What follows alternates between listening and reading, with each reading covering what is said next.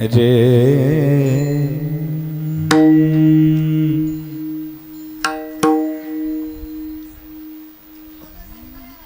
अकल्प आयुष्य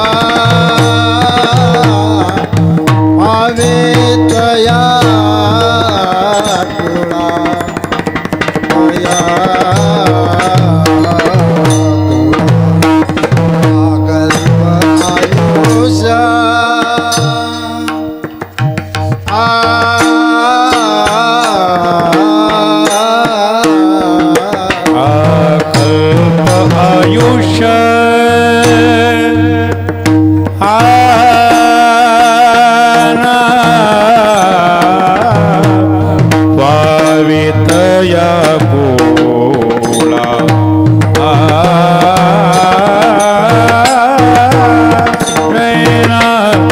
अकल्प आयुष्य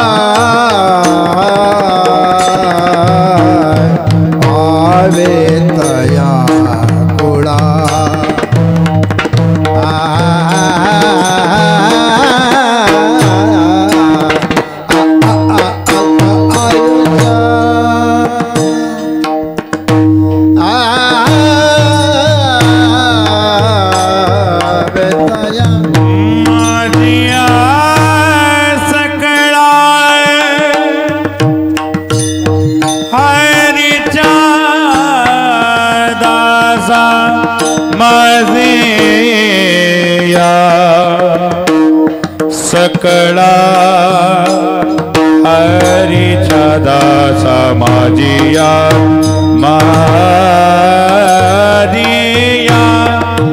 मादिया सकळा हरीचा दासा हरिदास कल्पनेची बाधा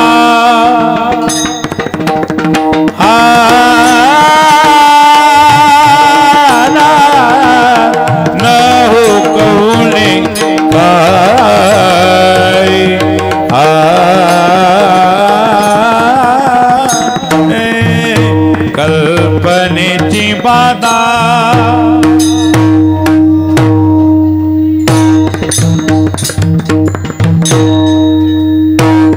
माझिया सकळा हरीचा दासा माझिया सकळा हरीचा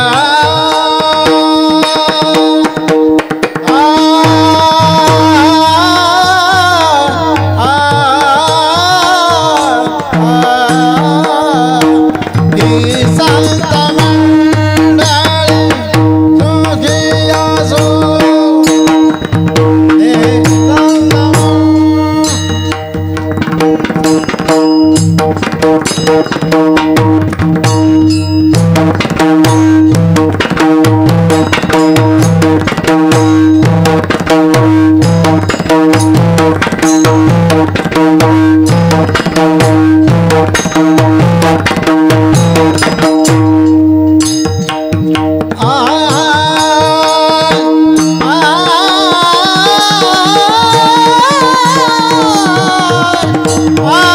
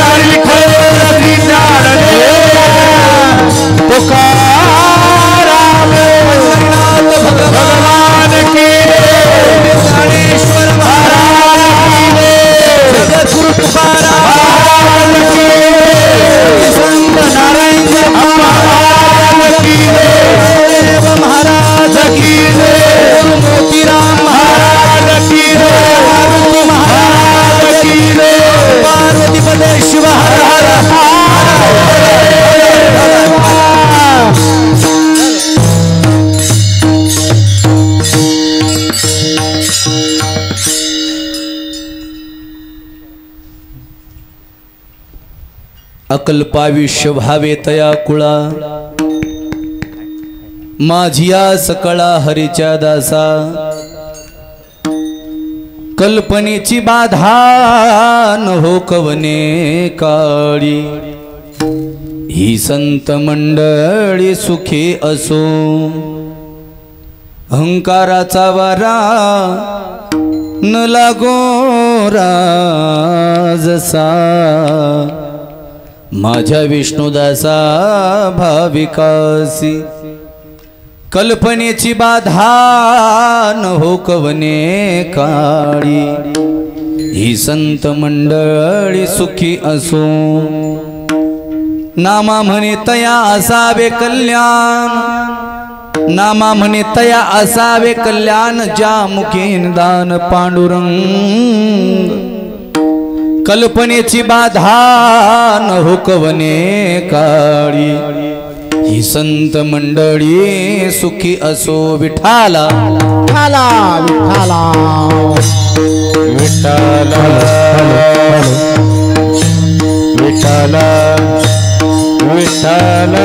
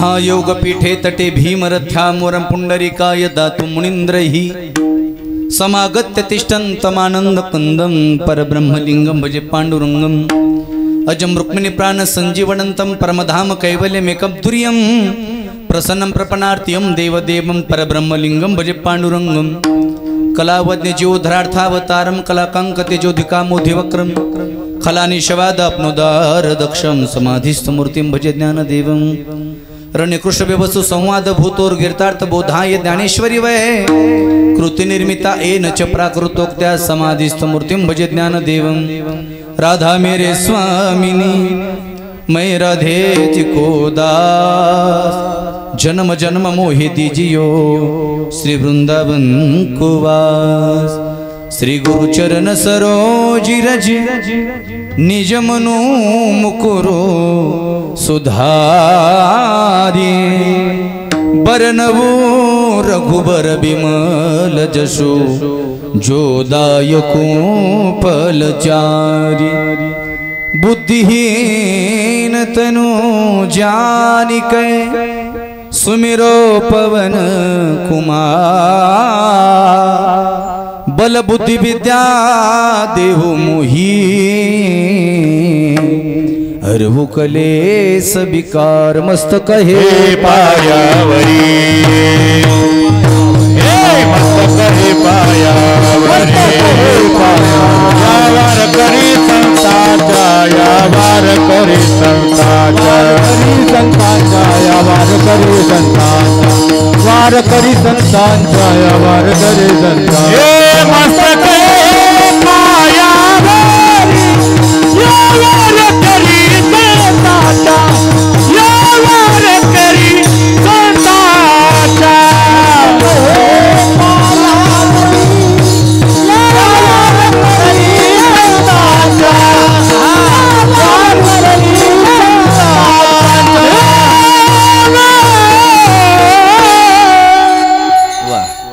मस्तक हे पायावरी यावर करी संतांच्या नमो संत नारायणा साधु राजा त्वरे येसी धावो नितू भक्त काजा अकल्पायुष्य व्हावे तया कुळा माझी आस कळा हरीच्या दासा कल्पनेची बाधा न हो कवनी काळी ही संत मंडळी सुखी असो थोड़ा इको कमी करा प्रस्तुत प्राप्त प्रसंगी चिंतन रूपी सेवेसाठी निवडलेला अभंग येच्यावदड जीवांचा उद्धार करण्यासाठी आपला देह झिजवणारे वितराग संपन्न ब्रह्मस्वरूप जगाचे मायबाप दीन वत्सल दया सिंधू करुणावंत सर्व भूत हिते रतः संत श्रेष्ठ माऊली महावैष्णव प्रेम भांडारी भक्त शिरोमणी नामदेव महाराजांचा साधा सोपा भौतिकांच्या परिचयाचा 4 चरणाचा अभंग सेवेसाठी निवडलेला आहे विठ्ठल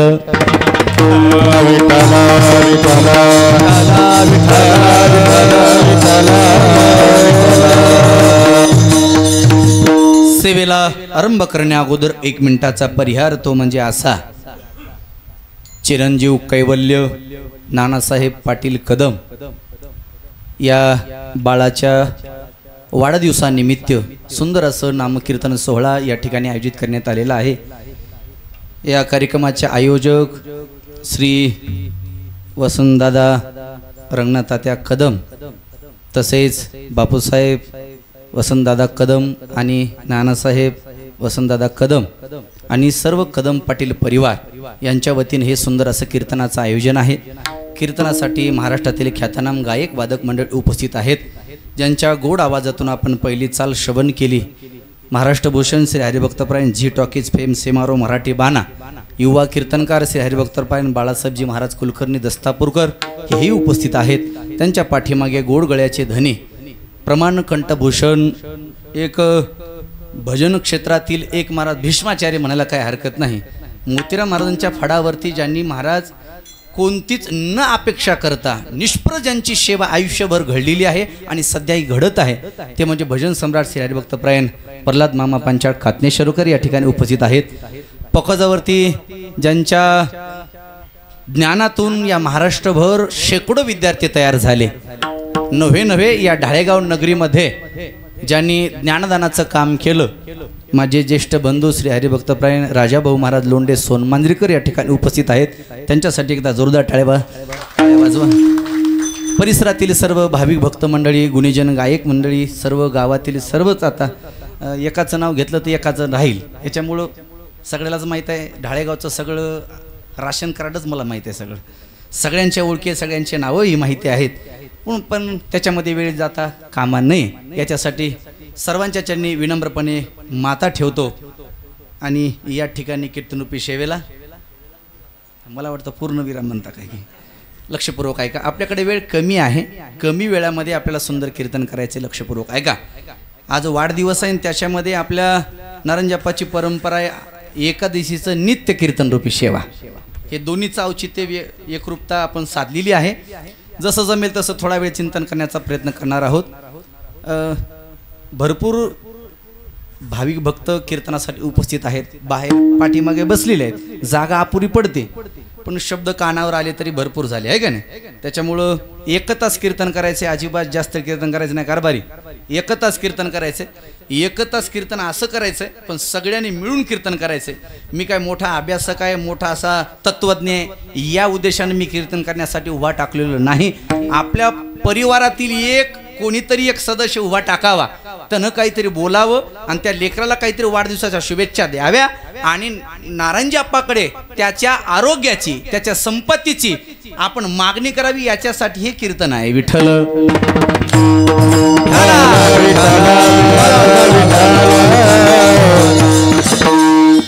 हे कैवल्याच्या वाढदिवसाचं निमित्त आहे, पण मला इथं मंदिरामध्ये कीर्तन सेवा करण्याचं माझं भाग्य आहे.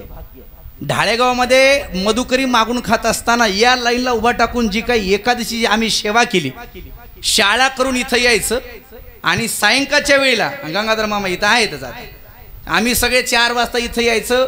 10-5 भजनी मंडळ असायचे. इथून दिंडी काढायची प्रदक्षिणा, इथून मंदिराकडे जायचं, मारुतीच्या मंदिराकडे, आणि पुन्हा प्रदक्षिणा करत पुन्हा इथं यायचं, हरिपाठ करायचा.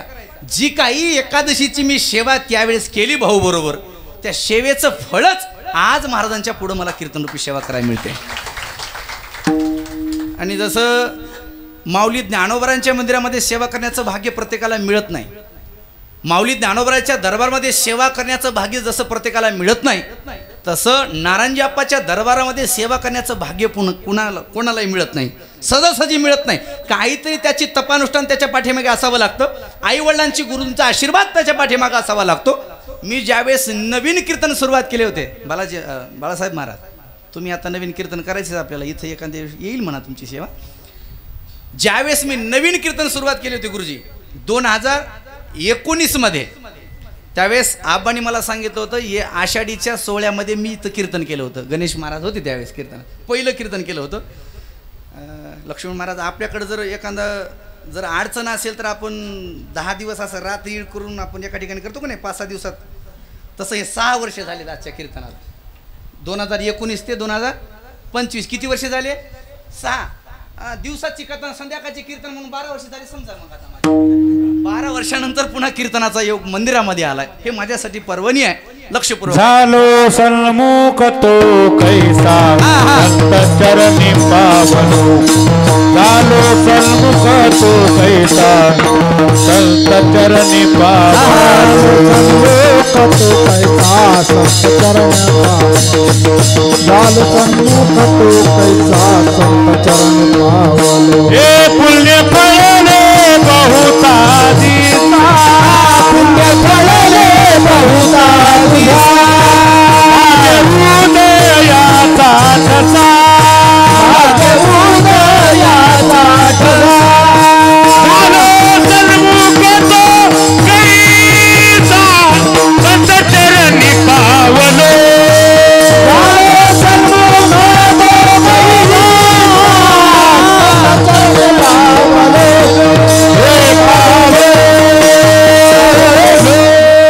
पुण्य फळले बहुता दिसा, भाग्य उदयाचा ठसा, झालो सन्मुख तो कैसा संत चरण पावलो.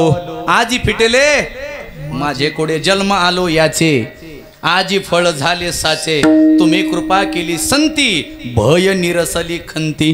कृत्य कृत्य झालो, इच्छा केले ते पावलो. म्हणून असं गोड असं महाराज निवेदन आहे. दृष्ट लागेल असा सुंदर असा कार्यक्रम आहे. बाहेर सुंदर असं गोड असं निवेदन करता आलं असतं, पण अवकाळी पाऊस जास्त आहे. भैया मला म्हटले महाराज मोठं निवेदन करायचं, पण अवकाळी पाऊस आहे, सगळीकडे जास्त पाऊस झाले महाराज. आमच्याकडे पाऊस झाले, तुमच्याकडे पाऊस झाले, माणसं शेवळून गेली पावसानं. पाऊसच झालं महाराज, लईच अवघड झालं. जास्त कीर्तन करायचं नाही, एकच करायचे. एक ध्यान ठेवा, कीर्तनामध्ये अजिबात पडलेले चेहरे घेऊन बसायचं नाही. घरचं टेन्शन कसलंही आपल्या फेसवरती अजिबात दिसू द्यायचं नाही. घरी कोणाचं भांडण झालं असलं तरी इथं महाराजांच्या दरबारामध्ये अजिबात घरचं टेन्शन घ्यायचं नाही. किती पाऊस पडो, कोणाचं सोयाबीन जाऊ, कोणाचा कापूस जाऊ, अजिबात आपणच्या दरबारात बसल्यानंतर अजिबात शेतातलं घरातलं टेन्शन घ्यायचं नाही. आणि मी 2 तास तुम्हाला आता कितीही टाळ्या वाजून भजन करा म्हटलं तरी अजिबात भजन करायचं लागला मेळा. आता जाऊ द्या, टाळी वाजवा न वाजवा, पण सर्वांगाचे कान करून चिंतन आहे का विठ्ठला.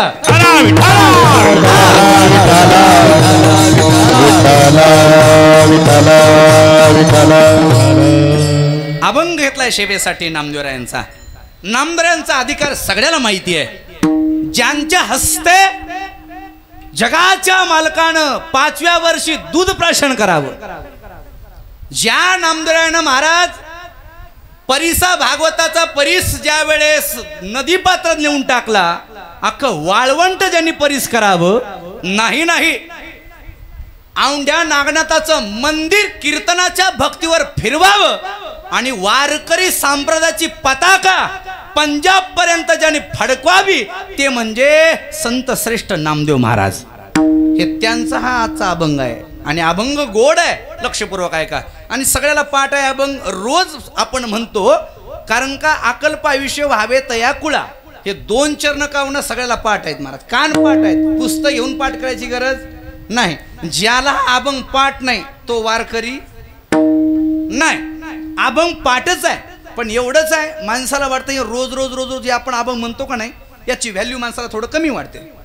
कारण का आपल्या चंद्रशेखर महाराज आपल्याला पाठामध्ये कधी कधी सांगतात महाराज, अति परिचयात आवज्ञा संतत गमनात अनादरो भवती चंदनम काष्टे इंधनम कुरुते लोके प्रयागवासी कुपेशनानम समाचरेते. विठ्ठल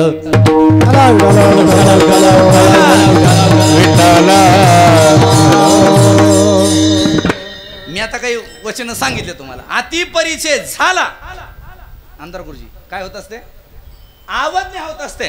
जरी मोठा महाराज असला तरी रोज रोज रोज घराकडे येत असला काय म्हणतात माणसं,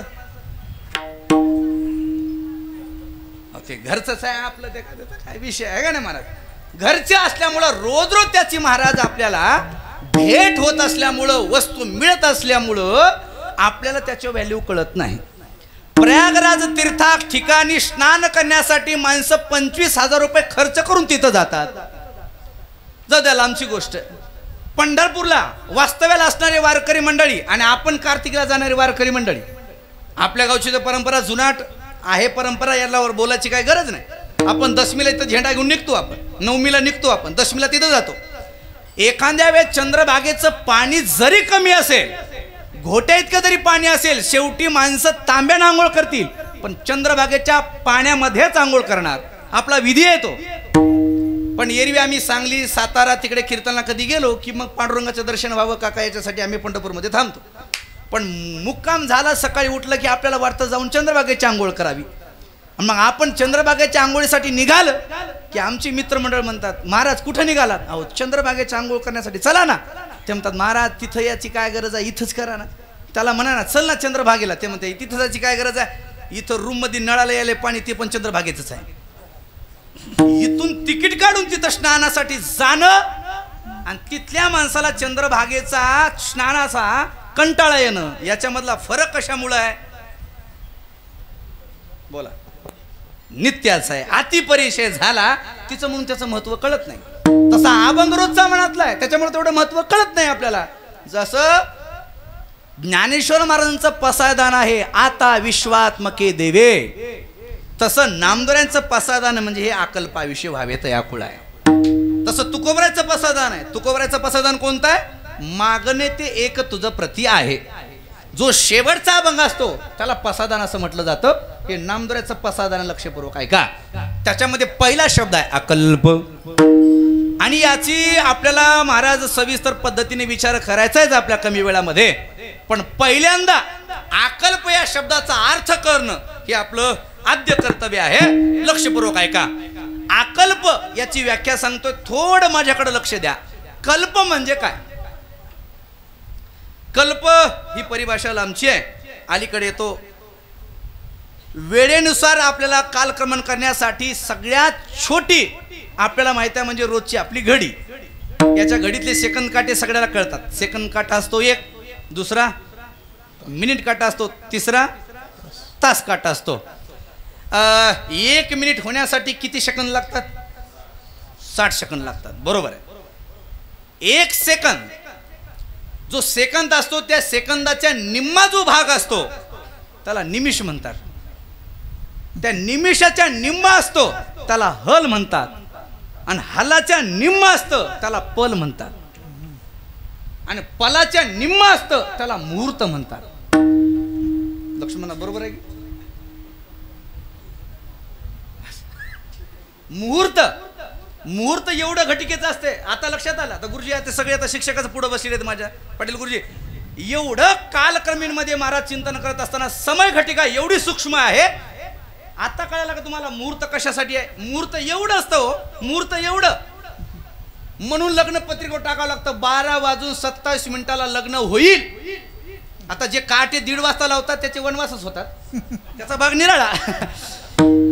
राम प्रभूचा 14 मिनिटांनी विवाह सोहळा लेट लागला म्हणून 14 वर्ष त्यांना.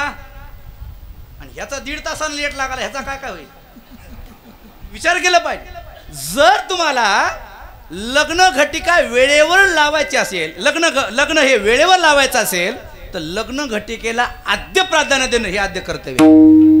त्या डीजेवर जर पोरं जर गाणे वाजित असतील तर इथं ब्राह्मण बुवानं म्हटलं पाहिजे नवरदेव नवरी इथं उभा करा, व्यवस्थित टायमावर मी लग्न लावीन. लग्न लागल्यानंतर काय डीजे लावायचं ते गाणे लावून त्याला नाचू द्या. पण यांच्या संसारामध्ये बाधा होऊ नये म्हणून वेळेवर लग्न लावणं हे त्यांचं काम आहे. पण काही पोरं ऐकत नाहीत. मग महाराज 2 वर्षानंतर ते म्हणतात अहो लई गोडीनं संसार चालू होता हो, पण आता कसं की झालंय त्यानं तिच्याकडे बघणं हिनं. मग असं सुरू होतं महाराज. ते वेळेवर न लागण्याचे परिणाम आहेत. आता कळलं तुम्हाला. मुहूर्त मुहूर्ताच्या दुप्पट असतं. त्याला काय म्हणतात?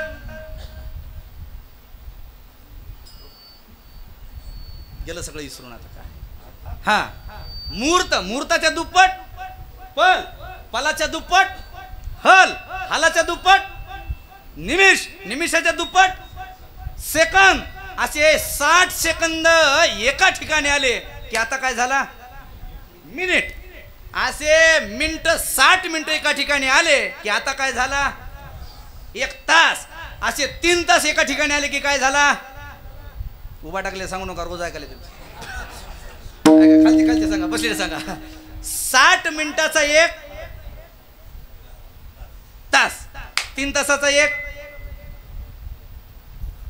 प्रहर, 3 तासाचा 1 प्रहर, असे 8 प्रहराचा 1 दिवस, 7 दिवसाचा 1. अहो बोलाव ज्याला ज्याला ऐकू देता नाही. हे दोघं ठिकाणाचं काय पगार होत आहे, बाकीचे काय आहे सगळ्यांनी बोला. आता 7 दिवसाचा 1 आठवडा, 2 आठवड्याचा 1 सोपान भाऊ 15वाडा, 2 15वाड्याचा 1 महिना, 2 महिन्याचा 1. मला माहित आहे तुमची रेल्वे स्टेशन इथं आलंय ते. अण्णा 2 महिन्याचा काय मला तुम्ही आता सांगू नका, मला पाकिट घ्यायचं आहे. 2 महिन्याचा काय रुक्मणी पाटील काहीच नाही सांगता येणार नाही. जन सांगल त्याला रुपये बक्षीस. ऐका, 2 महिन्याचा 1 ऋतू असतो. असे वर्षाकाठी 6 ऋतू असतात. 6 ऋतू असतात. पण आता त्यांच्याच देखत आता शिकलो. आता पाटील सरी मला शिकवाय होते जिल्हा परिषदला. आता त्यांच्या पुढे असं बोलणं काही उपयोगाचं नाही म्हणा, कारण का त्याला आलं नाही असं म्हणायचं नाही. आता काही पोरं आहे तिथं पोरायला आलं नाही. ज्यांना आलं नाही त्याला तुम्ही राग म्हणायची गरज नाही. तुम्हाला तुमच्या गुरुजीने शिकवलं नाही. जे गुरुजी आहेत तुम्ही राग करायची गरज नाही, तुम्हाला तुमच्या गुरुजीने शिकवलं. ला अवघड. आता पाटील गुरुजी ते म्हणतील मग तू मजा दे का शिकला असेल मला तू विचारायला लागला. एकदा माझ्या गावात किनगावचे मुंडे सर होते. मुंडे सर मला शिकवाय होते. मुंडे सर मला म्हणले काय शंकर बाबा, अरे तू कालचं पोरग माझ्या देखत मोठा झालास. प्रल्हाद मामा माझ्या देखत मोठा झाला तू.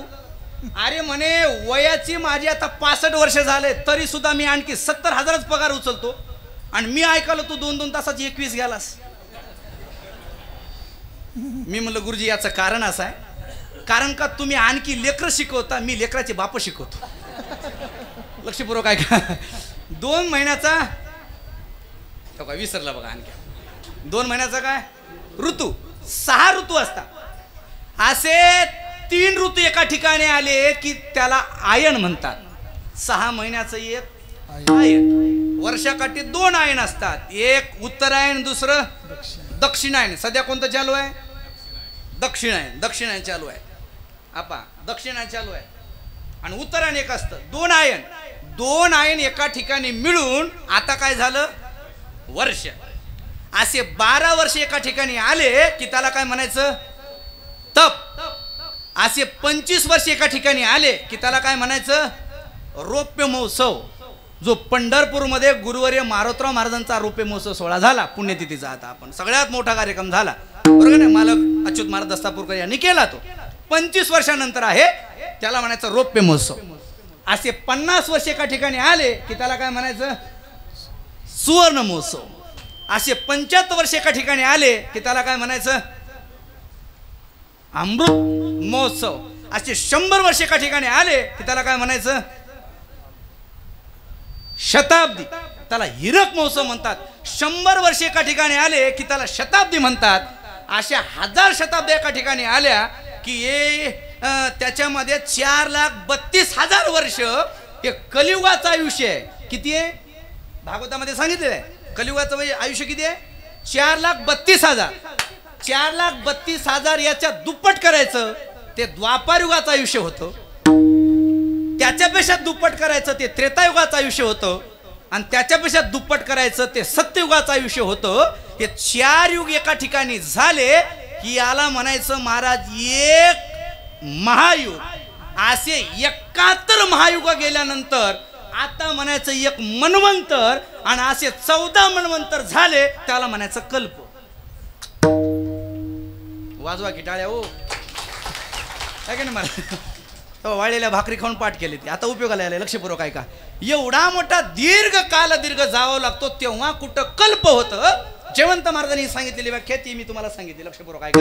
71 महायुग जावे लागतात, एक मन्वंतर जावं लागतं म्हणजे एक मन्वंतर होतं आणि असे 14 मन्वंतर झाल्यानंतर जे येतं काल निर्णय तो म्हणजे कल्प आहे. एवढं आयुष्य आज नामदेवराय मागतात याला म्हणतात अकल्प. विठ्ठल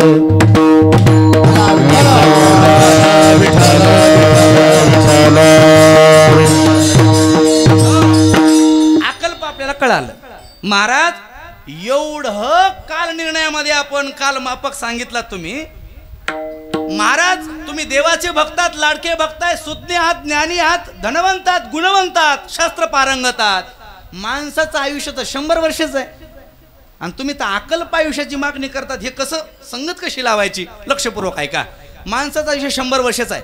संत महात्म्याला मान्य आयुष्य कधी वाढवायला सांगितलं नाही संत महात्म्याने कधीच नाही. 100 वर्ष आयुष्य आहे. सध्या माणसं 100 जगत नाही तो भाग निराळा आहे. आता सध्या माणसं किती जगालेत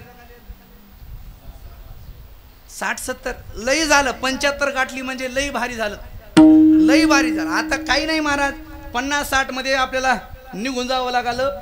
ध्यानपूर्वक आहे का. महाराज आयुष्याची गणना तर थोडी आहे पण अकल्प आयुष्य कसं मागा म्हणतायत, द्या कसं म्हणतायत. नामदेव म्हणतात देवा मला माहिती आहे माणसाचं आयुष्य तू दिलेलं 100 वर्ष आहे. मी माणसाच्या आयुष्याची मागणी करतच नाही देवा. 100 वर्ष ते 100 वर्षच राहू दे पण माझी एक विनंती आहे त्या हरीच्या दासाला अकल्प आयुष्य नको तर हरीच्या दासाच्या कुळाला अकल्प आयुष्य दे. याचा अर्थ आहे देवा 100 वर्षानंतर हरीचा दास जर गेला तर तुझी वारी करण्यासाठी, तुझी भक्ती करण्यासाठी, आप्पाच्या पालखीचा खंदा धरण्यासाठी, नारायणजाप्पाच्या पालखीचा खंदा धरत धरत झेंडेकरी होण्यासाठी, विनेकरी होण्यासाठी, महाराज इथं चढाया उतरण्यासाठी, तुझ्याच सेवेसाठी याच कुळात दुसरा हरिभक्त जन्माला येणं म्हणजे तो गेला तरी त्याच्या कुळात तुझी सेवा अखंड राहावी याच्यासाठी देवा हरिदासाला कल्पायुष्य नको तर त्याच्या कुळाला कल्पायुष्य दे, ते पण कोणत्या? जे हरीचे दास आहेत त्यांच्याच कुळाला कल्पायुष्य दे. अभंगाचं पहिलं चरण. कल्प आयुष्य कल्प आयुष्य कल्प आयुष्य भारतया कल्प आयुष्य भारतया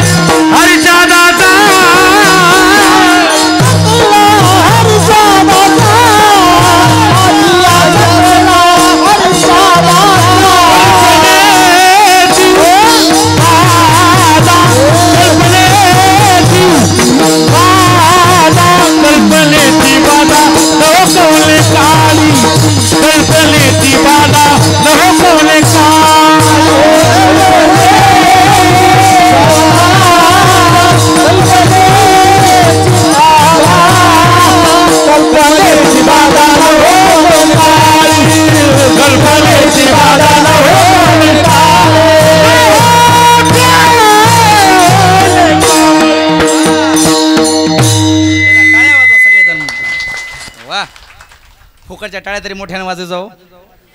एवढा घाम यायला तर मला बिंबीच्या देठापासून सगळे एवढे म्हणायत मला. ते काय पैसे मागत नाहीत काय नाही, उगं मोकळ्या हाताने टाळ्या वाजवायच्या. लक्षपूर्वक दिल्यास नको म्हणत नाही, पण कोणी देत नाही तो बाग निराळा. आणि टाळ्या वाजवायचे फायदे मी नेहमी सांगत असतो. टाळ्या वाजवले की दोन फायदे होत असतात. एक वैदिक फायदा आणि दुसरा वैज्ञानिक फायदा. वैज्ञानिक फायदा वेगळा आणि वैदिक फायदा वेगळा. वैज्ञानिक फायदा पहिल्यांदा सांगतो. वैज्ञानिक फायदा असा आहे, ज्या माणसाला बीपी आहे, ज्या माणसाला शुगर आहे, त्या माणसानं सकाळी पद्मासन घालायचं, सूर्याकडे तोंड करायचं, 100 टाळ्या वाजवल्या तर माणसाची बीपी मेंटेन राहते. बरोबर आहे का नाही? जन घेतला अनुभव त्याला विचारा. आता हे फुकटचे सल्ले सांगितले की लोकांना पचत नाही. तिथं 500 रुपये घेऊन मग सांगितले की मग गोड वाटते. आता 100 टाळ्या वाजवल्या की अण्णा बीपी मेंटेन राहते. टाळ्या वाजवल्या. आणि दुसरा फायदा असा आहे, कीर्तनात मुखाला नामचिंतन आणि हाताने टाळी वाजवली, माणसाची पापाची होळी होते. दुसरी गोष्ट, माणसाचं नशीब बदलतं. नशीब बदलतं. माहिती आहे तुम्हाला? नशीब सगळं आपल्या हातावर आहे. सगळं हातावर आहे. हे जी ही रेषा आहे ना, ही धनरेषा आहे. ज्या माणसाची ही धनरेषा या बोटाकडे गेलेली आहे, आयुष्यात त्याला पैसा कधीच कमी पडत नाही. कधीच पैसा कमी पडत नाही. लिहून घ्या माझ्याकडून.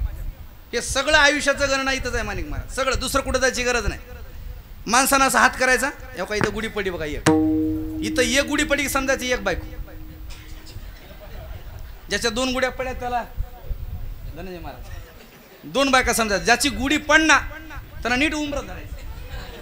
तुला पाय त्याला पर्यायच नाही आता लक्षपूर्वक आहे का असा हात केला का महाराज हे धर्मदोष आहे हे धर्मदोष आहे जेवढा मोठा धर्मदोष लोक त्याला तेवढं मानतात ही धर्मदोष सगळ्यात महत्वाची गोष्ट आहे त्याच्याकडे पैसा असू द्या नसू द्या काही त्याच्याकडे ज्ञान नसू द्या ज्याचा धर्मदोष मोठा आहे लोक त्याला मान्यता देतात लोकप्रिय होत असतो त्याला धर्मदोष असं म्हणतात इथं आयुष्याची गणना हे हे हे हे आहे ना हे रेष आयुष्याची गणना आहे ही ज्याची इथपर्यंत आली ते 100 वर्ष जगतं मला सांगितलंय एवढा इथपर्यंत आले मी 96 वर्ष जगणार आहे मरणारच नाही तुम्ही काळजीच करू नका 96 वर्ष इथपर्यंत आहे ज्याचा इथं थांबलाय तो 60-55 पर्यंत ज्याचा इथपर्यंत इथं थांबला ही रेष बरं इथं थांबली 65 आताच बघू नका हात आट्या गेली इथं बघू नका घरी गेल्यास बघा निवांत काय त्याला मारा आता ऐका ही धनरेषा आहे ना ही धनरेषा जर ज्याची इकडे गेली ना आयुष्यात त्याला पैसा कमी पडत नाही धनरेषा बघा काय हरकत नाही मला वाटतं महाराजाची चांगलीच आहे का ना महाराज धनरेषा चांगली ही धनरेषा बरोबर भाऊ हिला फाटे फुटलेले असतात असे या धनरेषेला फाटे फुटलेले असतात फाटे फुटलेले माणसं म्हणतात महाराज 6 लाख रुपयाचं सोयाबीन झालं पण कुणीकडे आले की कसे गेले की काय पत्ताच लागला नाही काही लोक आम्हाला म्हणतात महाराज हळद एवढी भारी झाली पण पैसे आले पण कुणीकडे गेले काय पत्ताच लागला नाही हे 12 वाटा पळती वेगणी हे 12 वाटानं पैसा निघून जाते बाळासाहेब महाराज मग काय करावं होते महाराज हे पैसे इकडे इकडे जाणारे थांबवण्यासाठी कथेमध्ये कीर्तनामध्ये मुखाने नामचिंतन हाताने टाळी वाजवली हे लहान लहान लहान लहान सगळ्या वाटा मोडून जातात जसा आता किनगाव राणी सरगाव हायवे रोड झाला का नाही तसा मग हायवे रोड होईल आणि हायवे रोड झाला गुरुजी घरी चिल्लर येणारच नाही बंडलच्या बंडलं आणि खरं सांगतो म्हणून आम्ही कीर्तना टाळी वाजवतो म्हणून तर आमचे सुरू आहे लक्षपूर्वक आहे का हे सगळ्या वाटा मोडून जातात आणि मग असा मस्त हायवे मार्ग तयार होतो मग आपल्या घरी बंडलं येतात पैशाला कमीच नाही हो मस्त महाराजाची थप्पीच लावायचं काम आहे पण कधी ज्या दिवशी कीर्तनात बसून मुखाने नामचिंतन हाताने टाळी वाजवली नशीब बदलल्याशिवाय राहणार नाही आणि लक्ष्मीची प्राप्ती झाल्याशिवाय राहणार नाही हे जर पटत असं आणखी सांगतो लक्ष्मी कोणाची बायको आहे विष्णूची लक्ष्मी विष्णूची बायको आहे आणि विष्णूचं भजन केलं विष्णू आला की लक्ष्मी येतेच की हो तिला आणायची काय गरज नाही म्हणून कीर्तनात टाळी वाजवली की लक्ष्मी तिचा वडील महाराज मालकही प्रसन्न आणि दोघही घराकडे येतात मग पैशाला कशाला कमी राहील मग येता वाजवा बरं अशा खनखन टाळ्या अशा वाजवा मोठ्या ना अशा बस बस बस बस बस मला माहित आहे तुम्ही पैशासाठी वाजवल्या तेव्हासाठी कोण वाजवाले देवासाठी महाराज असं काही सांगितलं तरी लोक मग मस्त टाळ्या वाजवतात नामचिंतन करतात दुसरं काय गोष्ट आहे लक्षपूर्वक आहे का नामदार सांगतात देवा हरीच्या दासाला अकल्पायुष्य नकोय त्यात 100 वर्षच राहू दे पण त्याच्या कुळामध्ये दुसरा हरिभक्त तुझी सेवा करण्यासाठी जन्माला आला पाहिजे म्हणून त्याच्या कुळाला अकल्पायुष्य वावे तया कुळा माझिया सकळा हरीच्या दासा आता हरीचा दास नेमकं म्हणायचं कोणाला हरीचा दास वेगळा शिवाचा दास वेगळा अंबिकेचे भक्त वेगळे हरीचा दास वेगळा संत वेगळे महात्मे वेगळे वैष्णव वेगळा प्रत्येकाची व्याख्या निरनिराळी आहे वैष्णव कोणाला म्हणतात सगळ्याला माहित आहे वैष्णव जन तो इन्हे कही जे पीड पराई जाने रे आपली परिस्थिती बघून सुखी होतो दुसऱ्याची परिस्थिती बघून जो दुःखी होतो याला वैष्णव असं म्हणतात महाराज जे का रंजले गांजले त्यासी म्हणे जो आपुले तोची साधू ओळखावा देव तेथेची जाणावा म्हणजे अर्थात शमश्रोत्रेचे मित्रेचे तथा मान अपमान यो हो शीतोष्णी समदुःखेषु समसंग विवर्जिता हा विठ्ठल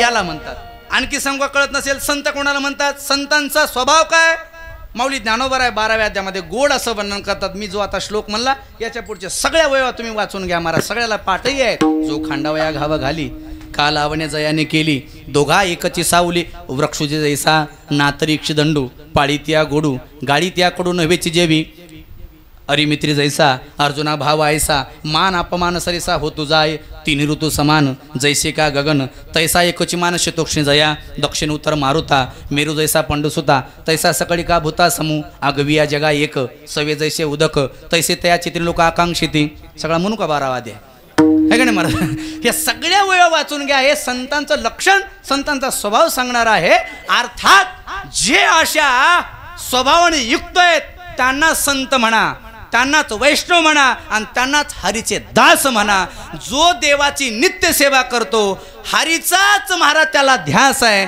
त्याला संत म्हणा त्यालाच हरीचा दास म्हणा दुसरं कोणाला हरीचा दास म्हणता येत नाही ज्याच्या मुखात देवाचं सतत भजन आहे त्यालाच हरीचा दास म्हणता येईल ना दुसरं कोणाला म्हणता येतं अजिबात म्हणता येत नाही ज्याच्या अखंड मुखामध्ये नामचिंतन अविरत गंगा चालू आहे त्याला हरीचा दास म्हणा आणि देवा जो अखंड तुझं नामचिंतन करतो अखंड तुझी वारी करतो अखंड तुझी सेवा करतो असा जो हरिभक्त आहे त्याच्या कुळामध्ये हरिभक्त दुसरा उपजला पाहिजे यालाच म्हणायचं अकल्प आयुष्य व्हावे तया कुळा माझी या सकळा हरीच्या दासा आता रंगराव तात्याने दिंडीमध्ये पक्काच वाजवायचा तात्याने दिंडीमध्ये पक्काच वाजवायचा आता वसंतदादा पक्वाज वाजवतात अंगद भाऊही पक्वाज वाजवायचे दादा पक्वाज वाजवतात पण त्यांच्यापेक्षा जास्त पक्वाज कोण वाजवत होतं मी लहान असताना तात्याच वाजवत होते दिंडी नाचो ना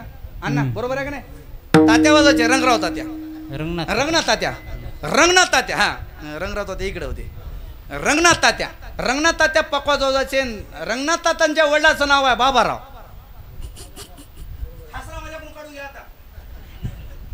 आहे का ना बाबाराव असेच महाराज त्यांच्या कुळामध्ये अर्थात हे कुळच पवित्र आहे ह्याच्यात काही संशय नाही सगळ्यांना माहिती आहे हे सगळी महाराजांचीच वंशावळी आहे कदम परिवार म्हणजे महाराजांची वंशावळी आहे यालाच म्हणायचं महाराजांच्या वंश परंपरेपासून आतापर्यंत पावणे 400 वर्षे झाले या कुळामध्ये प्रत्येक मुलगा जो जन्माला आला त्याला माळ घाल असं म्हणायची गरज पडत नाही 5वीच्या दिवशी जसे 6वीने त्याचं नशीब लिहून ठेवलं त्याच्या अगोदर त्याचं नशीब आमचे नारायणजप्पा लिहित असतात त्याच्या गळ्यामध्ये माळ आपोआप जात असते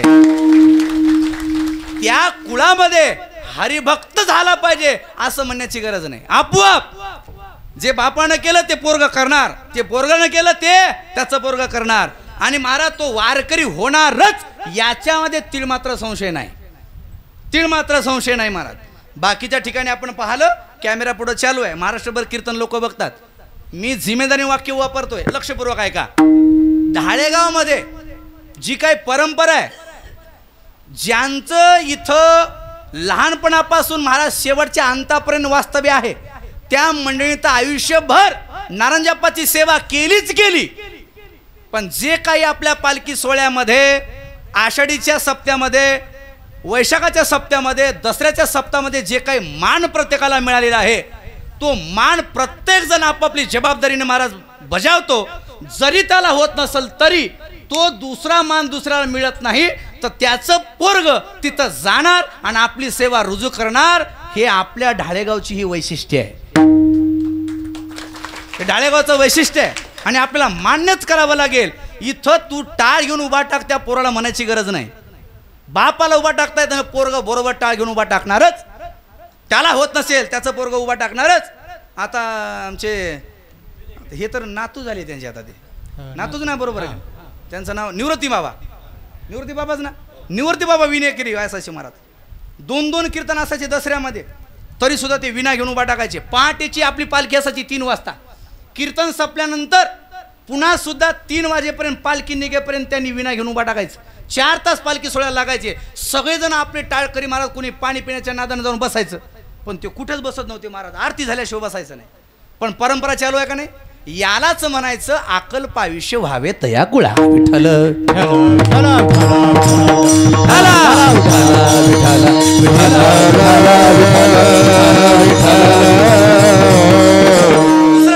अर्थ घ्यायचा आहे महाराज वंश परंपरेमध्ये जे चालू आहे चोपदार असतील महाराज विनेकरी असतील भालदार असतील झेंडेकरी असतील इथले महाराज प्रत्येक जे काही वाटेकरी आहेत ते प्रत्येक जण आपली चोखपणे सेवा करतात याच्यामध्ये तिळ मात्र कोणी हलगर्जीपणा कोणी करत नाही महाराज आणि याच कुळामध्ये दुसरा हरिभक्त तुझी सेवा करण्यासाठी उपजव म्हणे यालाच म्हणायचं कुळामध्ये हरिभक्त जन्माला आला आणि याच कुळाला अकल्प आयुष्य व्हावे. दुसरं काय गरज आहे? दुसऱ्या कुळाला अकल्प आयुष्य व्हावं असे म्हणायची सुद्धा काही गरज. ज्यांच्या मुखाला देवाचं नामचिंतन येत नाही, ज्यांना वारी माहीत नाही, ज्याला पुराण माहीत नाही, ज्याला देवाचं मान्य माहिती नाही, त्याच्या कुळाला कशाला महाराज सबसिडी मागायची? काय गरज आहे का? काही गरजच नाही. नाही नाही, शास्त्रकार असल्या कुळाचा धिक्कार करतात. धिक कुलम धिक कुटुंबंच धिग्रामम धिक सुतंच धी आत्मानम धिक शरीरंच श्री केवलम परांगमुतम विठ्ठल.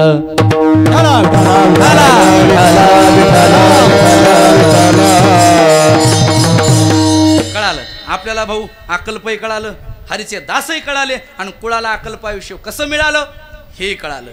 आता ऐका, देवा मी तुझ्याकडे प्रार्थना करतोय, अकल्प आयुष्य त्याच्या कुळाला दे देवा. पण त्या कुळामध्ये जो हरिभक्त जन्माला आलेला आहे त्याला दुःखाला कारण काय देवा? तर ते दुःखाला कारण अशी कल्पना आहे, ती कल्पना त्याच्या जीवनामध्ये दुःखाला कारण आहे. म्हणून महाराज त्या कल्पनेची बाधा होऊ देऊ नको. अभंगाचं दुसरं चरण. कल्पनेची बाधा नको निकाळी, कल्पनेची बाधा नको निकाळी, कल्पनेची बाधा नको निकाळी, कल्पनेची बाधा नको निकाळी. संत मंडळी सुखी संत मंडळी सुखी असो, कल्पनेची बाधा नको निकाळी, कल्पनेची बाधा नको निकाळी.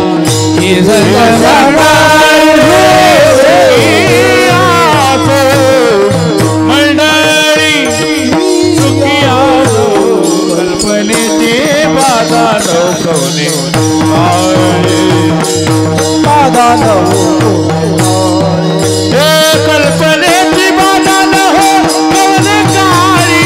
ही संत मंडळी सुखी असो, संत मंडळी सुखी असो, कल्पनेची बाधा नको निकाळी. ही संत मंडळी सुखी असो, संत मंडळी सुखी असो. देवा हरिभक्ताच्या कुळाला अकल्पायुष्य देऊन चालणार नाही देवा. त्याच्या जीवनामध्ये त्याला दुःखाला कारणीभूत असलेली कल्पनेची बाधा होऊ देऊ नको, हे महत्वाचं आहे. कारण का जन्माला हरिभक्त दुःख जर असेल त्याच्या जीवनामध्ये तो हरिभक्ती करणार नाही. आणि दुःखाला कारण काय? कल्पना. कल्पना केली की बस आज्ञेने जीव काय करतो? बस कल्पना केली की दुःख पदरात आलं. कळण्यासाठी एक दृष्टांत सांगतो महाराज. कल्पना म्हणजे काय? दुःख. बघा ना, आता पेरणी झाली, यावर्षी लवकर पेरणी झाली, वेळेवर पेरणी झाली. कोणालाही फोन केला आणि कोणी जर बोलत असेल तर आम्हाला महाराज रुबाबात म्हणायचं, महाराज यावर्षी 1 नंबर पेरणी झाली. आम्हाला तर म्हणायचं महाराज. घरी बसल्या ठिकाणी काही काही माणसं महाराज कल्पना करतात. घरी बायको अशी स्वयंपाक करायला लागली, तिच्या समोर बसतात आणि बायकोला म्हणतात, बाग यावर्षी 3 बॅग सोयाबीन पेरलंय. तो काय मान पेरणी 1 नंबर झाली, यावर्षी 3 बॅग सोयाबीन पेरलंय, 30चा उतार आल्याशिवाय राहतच नाही. तू किती म्हण र 3च्या वरी जातच नाही. हा ना, कसं आहे? कतळ्यात गेलं सोयाबीन, लय अवघड झालं. आपण म्हणण्यानं काही होत नाही महाराज. कल्पना पण दुःख आहे का नाही? कळण्याकरता आणखी दृष्टांत सांगतो. कल्पना कशी दुःख देते ऐका बरं. कल्पना कशी दुःख देते सांगतो, ऐका बरं, लक्षपूर्वक ऐका, ध्यान करून ऐका. आता बोलू नका कोणी, लक्षपूर्वक ऐका. इकडं एका घरी एक आई राहत होती आणि एक बारक मुलगा राहत होता. गरिबी परिस्थिती आहे, खायची पंचायत आहे. 300 रुपये कोणीतरी दिले की कामाला जायचं दिवसभर. आईनं ते 300 रुपये आणायचे, त्याच्यात उदरनिर्वाह भागवायचा आणि त्याच्यात 100 रुपये गुरुजी बसत करायची आणि त्याला फीस भरायची. गरीब घरची परिस्थिती. अजिबात बोलू नका, शांत बसा सगळेजण आता. आणि मग महाराज ते पोरगं बोलत महाराज मोठं मोठं होत होत होत होत होत 9वीला गेलं, 9वीचं 10वीला गेलं गुरुजी. आणि 10वीला गेल्यानंतर महाराज सुंदर त्याला मार्क पडले. गरिबाचे पोरं मार्क घेत नाहीत हे डोक्यातून काढून टाका. याच्या पुढचं बोलायची गरज नाही, कळालं तुम्हाला आता. गरिबाचे पोरं महाराज 100% मार्क घेतात. पोरगं पळत पळत आला, आईला म्हणता, आई 10वी मध्ये 1 नंबरनं पास झालो आई, 98% मला मार्क मिळालेत. आईला एवढा आनंद झाला महाराज, आनंदाचे अश्रू डोळ्यामधून यायला लागले. अरे म्हणे हे तुझं यश पाहण्यासाठी जर तुझे वडील असते तर किती छान त्यांना वाटलं असतं रे. आणि मग मात्र महाराज डोळे पाणावले. आईच्या जवळ काही नाही महाराज, पैसे नाहीत. आईनं काय केलं नाही महाराज, डब्यातली साखर घेतली, मुठभर साखर घेतली, लेकराच्या तोंडात टाकली. म्हणे हे पेढे आणाय मला अहमदपूरला जाणं शक्य नाही, हे साखर खाय. काय गरिबी परिस्थिती आहे. 1 नंबर महाराज मार्क घेऊन पास झालाय, पण पेढे सुद्धा घेऊ शकत नाही आई, एवढी गरिबी परिस्थिती आहे सर. आणि तेवढ्यामध्ये महाराज त्याच्याच गल्लीमध्ये त्याच्याच अपोजिट साईडला राहणारा एक श्रीमंताचं पोरग होतं. त्या पोरानं फक्त आणि फक्त 56% मार्क घेतले होते. माझ्या पोराने 56% मार्क घेतले म्हणून त्याच्या वडिलांनी महाराज 200 रुपये किलो असलेले महाराज पेढे आणले, सगळ्या गलीला वाटले. आणि महाराज हे पोरानं बघितलं, पोरग म्हणायला लागला आई मला 98% मार्क मिळालेत ग आई, पण माझ्या दोस्ताला 56% मिळालेत, पण त्याला पेढे मिळतात आई, मला पेढे सुद्धा तू देत नाहीस आई. आई म्हणते बाळ्या तुझे वडील असते तर तुला पेढे मिळाले असते रे, आपण गरीब आहोत, आपल्याला पेढे मिळणार नाहीत. तेवढ्यामध्ये महाराज 11वीचं ॲडमिशन झालं, याचंही ॲडमिशन झालं. पण महाराज ज्याला 56% मिळाले होते ना, तो श्रीमंताचा पोरगा होता. त्या बापाने आपल्या पोराला कॉलेजला जाण्यासाठी महाराज मस्त एक महाराज गाडी घेऊन दिली, गाडी मोटरसायकल कॉलेजला जाण्यासाठी. भैया कोणती गाडी घ्यायची रे, गाडी कोणती घ्यायची? अरे पैसे मी द्यालो रे. पल्सर, पल्सर बरं झालं पल्सर म्हणलं ते, हां बरं झालं बुलेट म्हणलं नाही, BP वाढला असता ना माझा, आहे का ना महाराज. बरं तुझ्या म्हणा कोणती मला असती, मला काय आठवण आधी. 220 पल्सर म्हणाले. हां 220 पल्सर, बरं ती जाऊ दे, बुकिंग केली जाऊ द्या.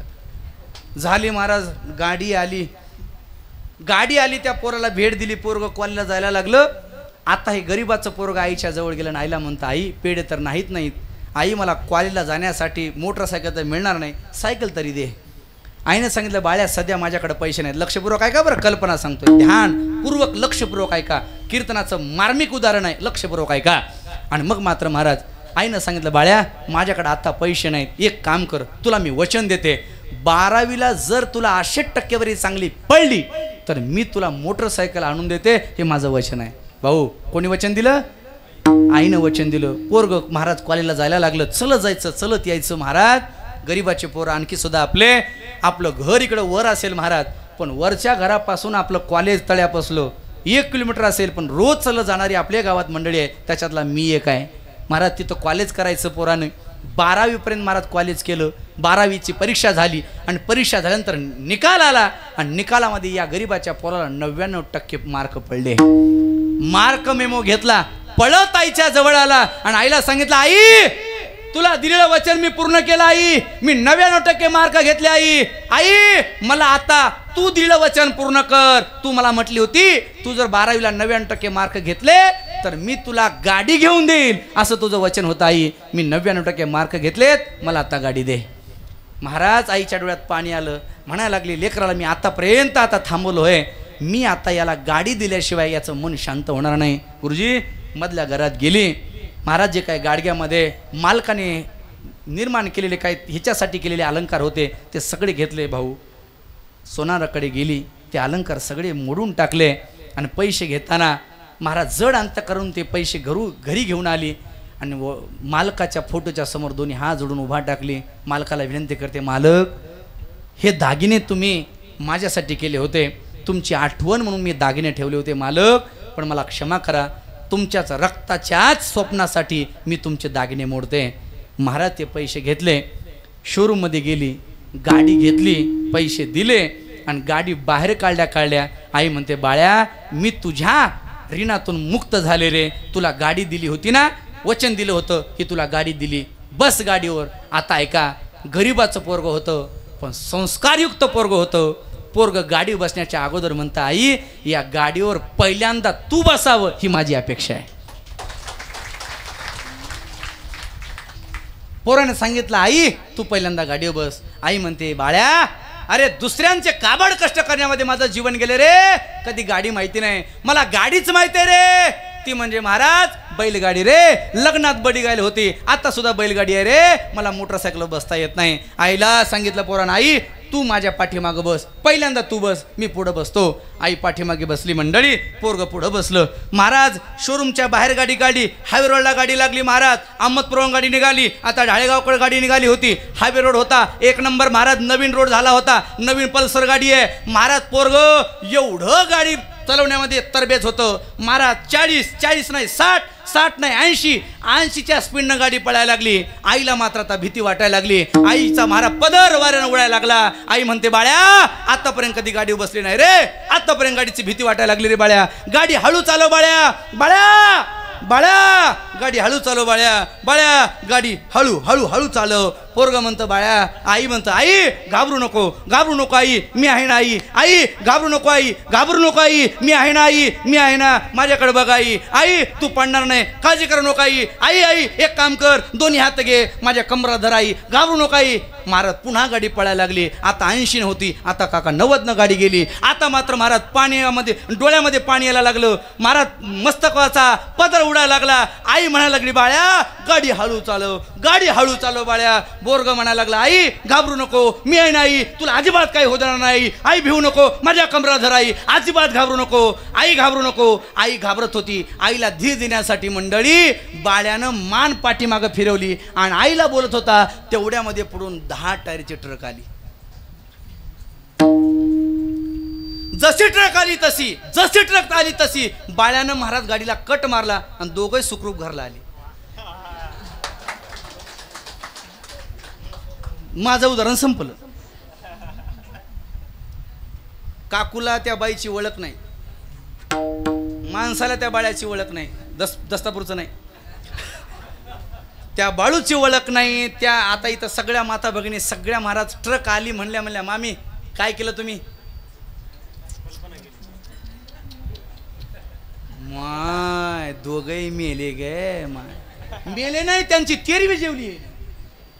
अर्थात त्या बाईची तुम्हाला ओळख नाही, त्या मुलाची तुम्हाला ओळख नाही. मी सुद्धा काही शब्द पुढे सांगितले नाहीत तरी सुद्धा तुम्हाला दुःख का झालं?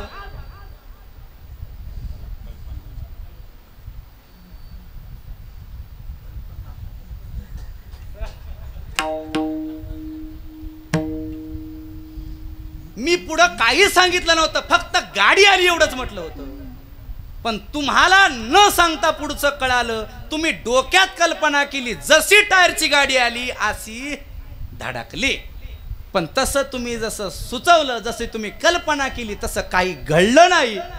पण तुम्ही त्यांची कल्पना केल्यामुळं ओळख नसताना तुम्हाला एवढं दुःख झालंय. देवा हरीचा भक्त त्याच्याच तुझ्या शरण सेवेमध्ये जर रत असला तरी त्याच्या जीवनात त्याला दुःखाला कारणीभूत असलेली कल्पना बाधा आहे. म्हणून कल्पनेची बाधा न हो कोणी काळी विठ्ठल.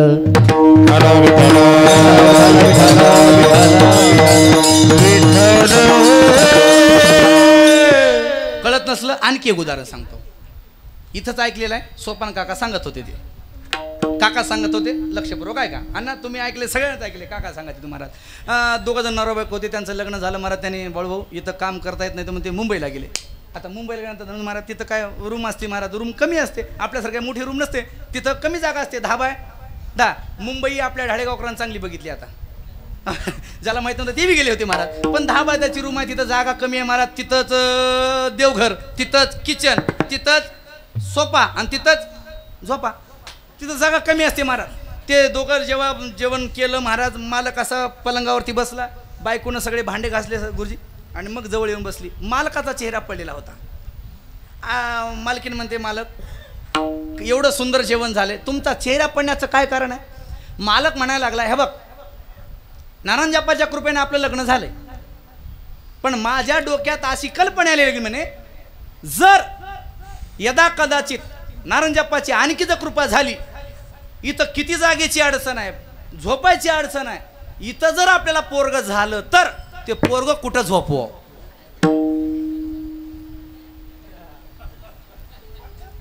बायको म्हणली, मालक एवढी चिंता करायची काय गरज, एवढं टेन्शन घ्यायची काय गरज, तेवढं काय हो, इथं मस्त पलंग आहे, तुम्ही थोडं पलीकडे सरका, मी थोडं अलीकडे सरका, ते दोघांच्या मध्ये जागा होईल, लेकरू झोपी जाईल.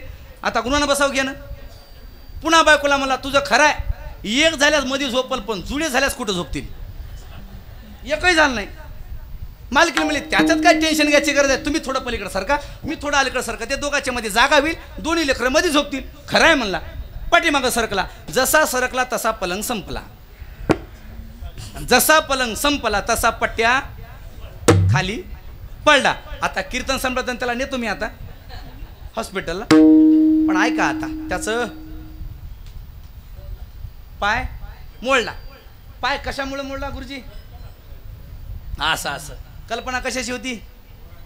पोराची. पाय मोडला पण कोण्या पोरानं मोडला? पाय मोडला पण कोण्या पोरानं मोडला? बोला बोला. झालेल्या पोरानं पाय मोडला आप्पा की न झालेल्या पोरानं पाय मोडला? न झालेल्या पोरानं पाय मोडला. वा,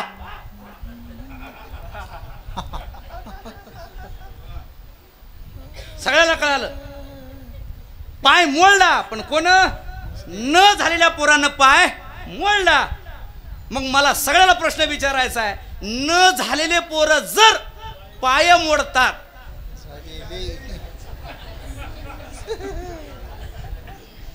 झालेल्या तुमच्या आरत्या करणार आहे लक्षपूर्वक ऐका. याला एकच दुःखाला कारणीभूत काय आहे? त्या दुःखाला कारणीभूत कल्पना आहे. म्हणून देवा त्या हरीच्या दासाच्या आयुष्यात दुःखाची बाधा होऊ नको आणि दुःखाच्या बाधेला कारणीभूत असलेली ती कल्पना आहे. म्हणून त्या कल्पनेची सुद्धा बाधा होऊ देऊ नको. कल्पनेची बाधा न हो कवने काळी, ही संत मंडळी सुखी असो. देवा कल्पना एकदा बाजूला झाली झाली, ते सुखी आनंदाने तुझी सेवा करतील देवा. पण आणखी एक देवा आणखी मागणं आहे देवा. कोणतं मागणं आहे नामदेव आहे? अहंकाराचा वारा न लागो राजेसा. जय हो. अहंकाराचा वारा न लागो राजेसा. अहंकाराचा वारा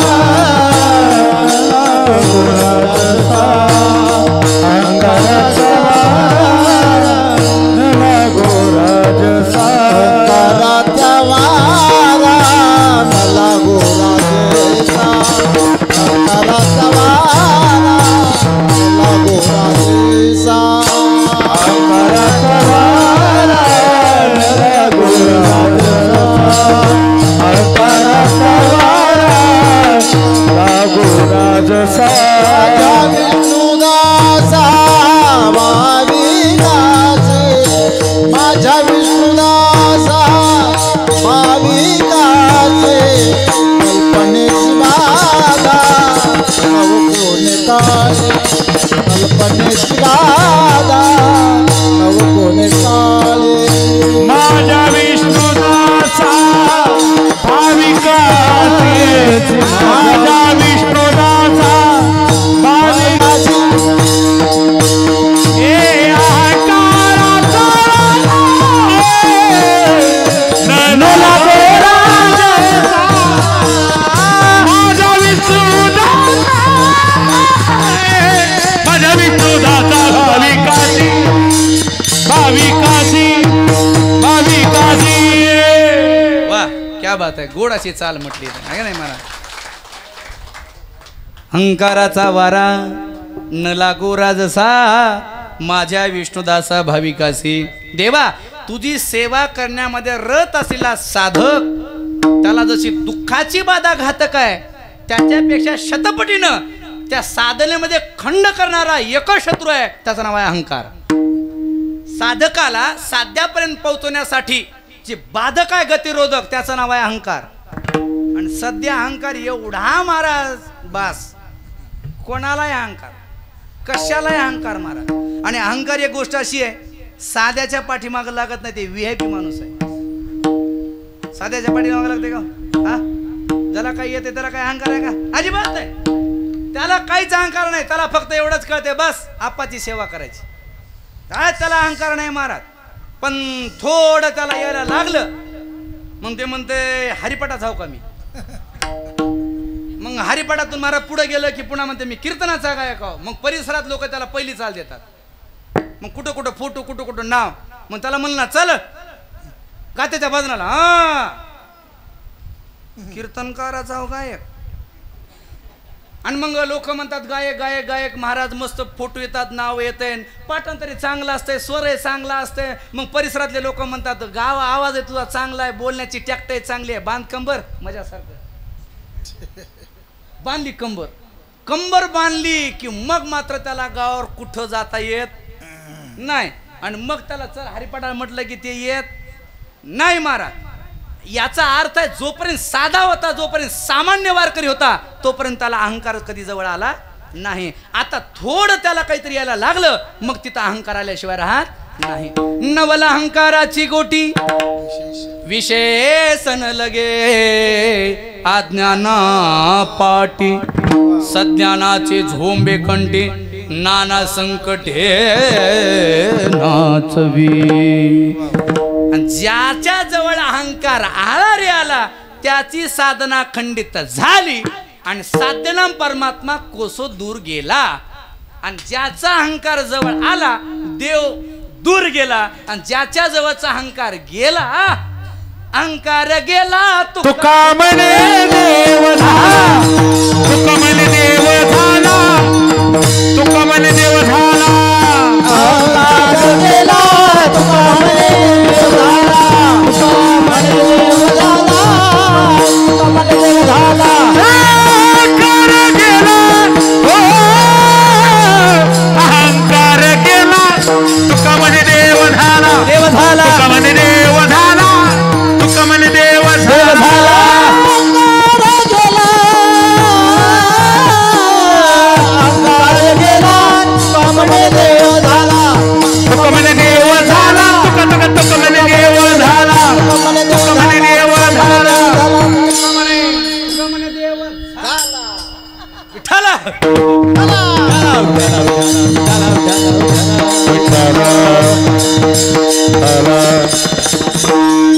रामनाथांना तालात पक्के हे का नाही महाराज ते आलं समके बरोबर अंग हलल्याशिवाय राहत नाही हे का नाही महाराज ते ताल आहे त्याचा काही विषय नाही महाराज पण अहंकार साधनेमध्ये घातक आहे आणि माणसं इकडे अहंकार करतात का त्या नवल नाही महाराज संसारात ते अहंकार करतात संसारात अहंकार करतात यात नवल नाही महाराज लोक अहंकार करतात सगळेच करतात अहंकार कोण करत नाही अहंकार अव आपल्यासारखं सोनमाजीचा शंकर जाऊ द्या ज्यानं परीक्षिती राजाला भागवत कथा सांगितली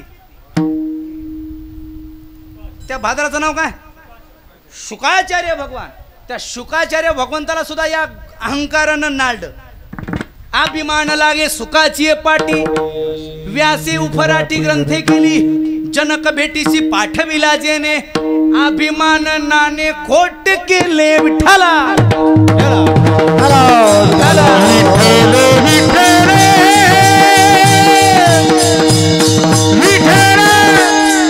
आणखी एक सांगतो तुम्हाला आता झिटोकेचं तुम्हाला ऐकायला मिळणारच आहे पण तरी सुद्धा आणखी डबल सांगतो तुम्हाला वाक्य सत्ययुगामध्ये एक राक्षस होता त्या राक्षसाचं नाव आहे हिरण्यकश्यपू सत्ययुगातला राक्षस त्याचं नाव काय हिरण्यकश्यपू अक्षर किती आहे भाऊ अक्षर किती आहे हिरण्यकश्यपू 6 अक्षराचा राक्षस आहे सत्ययुगातला राक्षस 6 अक्षराचा त्याचं नाव आहे हिरण्यकश्यपू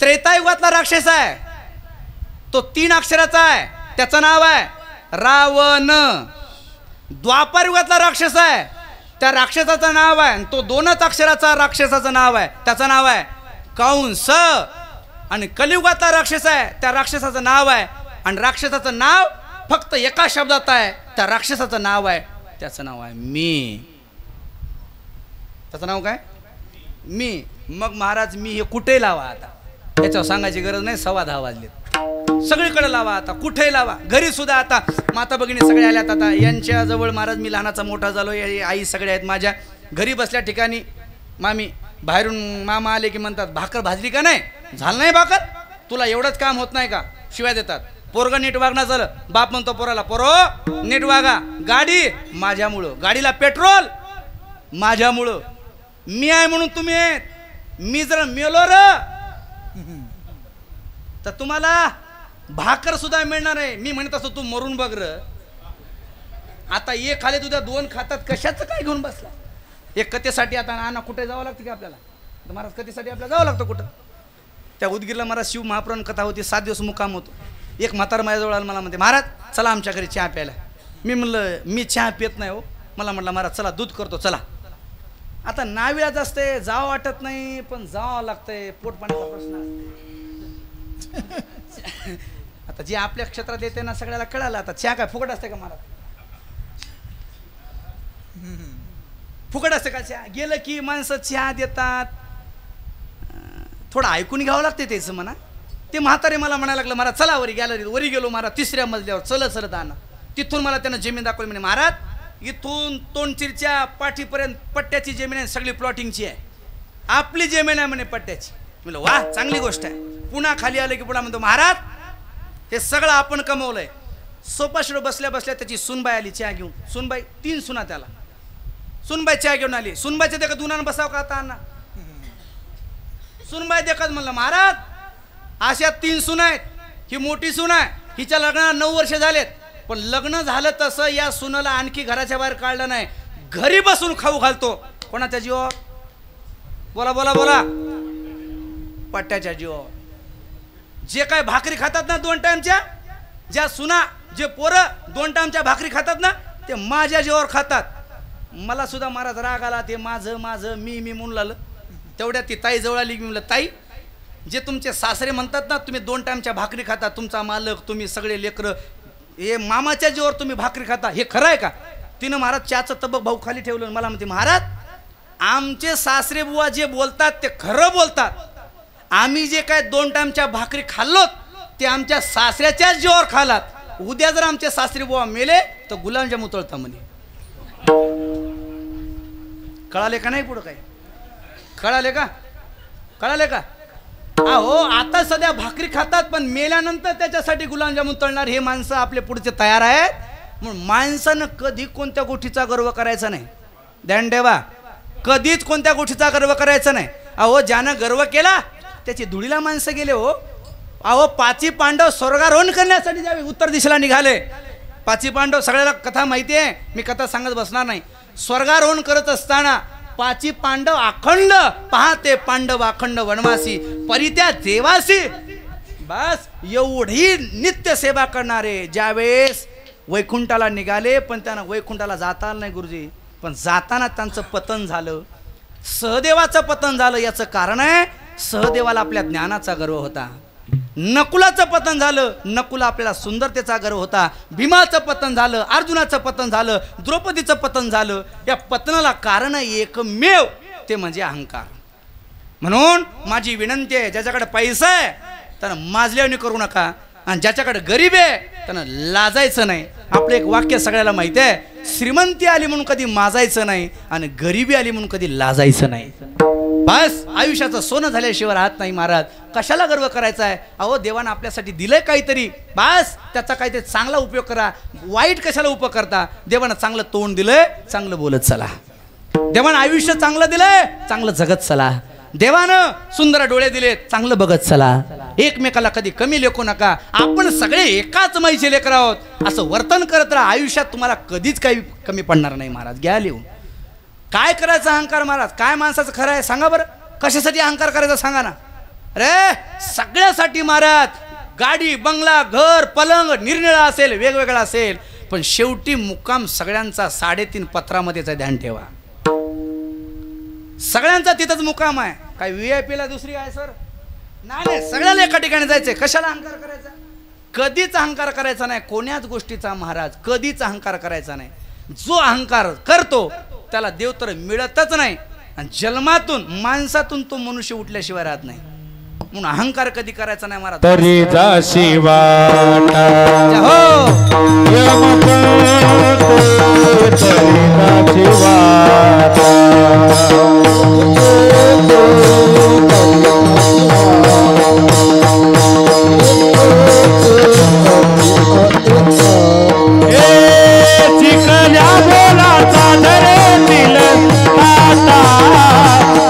जाशी वाटा यम पलते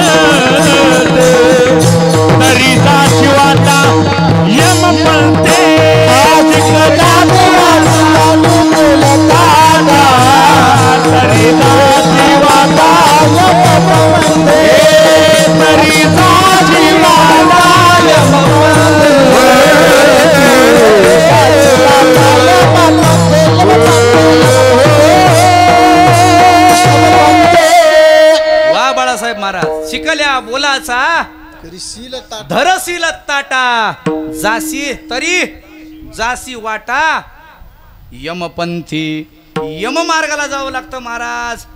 नरका जावं लागतं अहंकार गेल्यास. म्हणून अहंकार करायचा नाही. मी सतत कीर्तनात सांगत असतो महाराज एकमेकाला प्रेमानं बोललं पाहिजे, एकमेकाला चांगलं बोललं पाहिजे. भेटल तिथं रामकृष्ण हरी राम राम घालत चला. कोण दिवस येईल कैसा नाही देहाचा भरवसा. महाराज आपण म्हणतो मी मी असा तसा कशाचं काय महाराज. सध्या तर मृत्यू कधी येईल कोणाला कसा येईल सांगता येत नाही. सगळ्यात लवकर गिफ्ट मिळणार आहे त्याचं नाव आहे मृत्यू. सध्याच्या काळामध्ये काहीच लागत नाही. माणसं महाराज संध्याकाळी झोपाळे सकाळी मोबाईल घेऊन बघायला लागलं.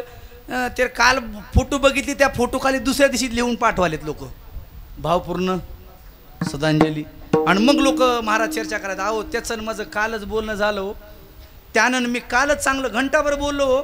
चांगलं मला फोनवर बोललं. चांगलं फडसी नव्हतं, खोकला नव्हता, काही नव्हता, चांगलं होता ना. आज तर गेलं गेलं म्हणून कळालं. एक तर म्हणते अरे काय तू बोललास काल सांच्या परी चौकात त्यानं मी पेली चहा चहा चहा गुळाच्या. दुसरीकडे डोकं नेऊ नका एखादंच आहे का नाही महाराज. अहो माणसाला महाराज कधी तीळ मात्र भरोसा नाही. म्हणून महाराज बस क्षणभंगूर येण ग्रासगिरी सत्ता नाही हाती, ग्रासगिरी सत्ता नाही हाती.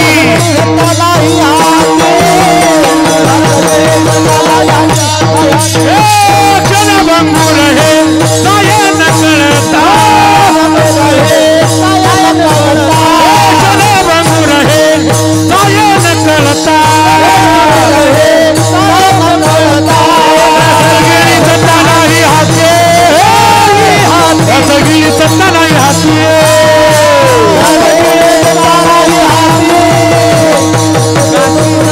नाही हाती. क्षणभंगूर ये जाय न कळता, ग्रासगिरी सत्ता नाही हाती. म्हणून महाराज आपल्या हातात काहीच नाही. त्याच्यामुळं एकमेकाला चांगलं बोलत चला, चांगलं बोलत चला. अहंकार कधी करू नका. निर्मस्त महाराज निर्मोह निरंकार समदुःख सुख क्षमी. अहंकारा रहित ज्याचं जीवन आहे तो सुखाला प्राप्त झाल्याशिवाय राहत नाही. सुखनाम कोण आहे? सुखनाम परमात्मा आहे. त्याची साधना बस पूर्णत्वाला झाल्याशिवाय राहत नाही. त्या साधकाला साधनेमध्ये बाधक असलेला अहंकार नको. अहंकाराचा वारा न लागो राजसा माझ्या विष्णुदासा भाविकासी. आणि महाराज जो साधना करतोय देवा अहंकार रहित तुझी सेवा करतोय ना देवा आणि त्याच्या मुखात अखंड तुझं नामचिंतन आहे देवा त्याचं कल्याण व्हावं हीच अपेक्षा आहे. नाम मनित असावे कल्याण. जय हो. नाम मनित असावे कल्याण.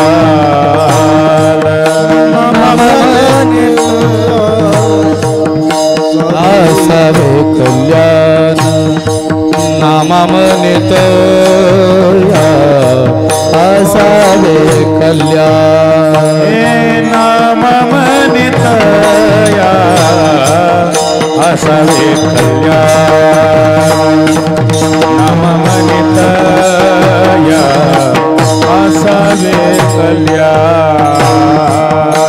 नामामनित असावे कल्याण. नामामनित असावे कल्याण. जामुके निदान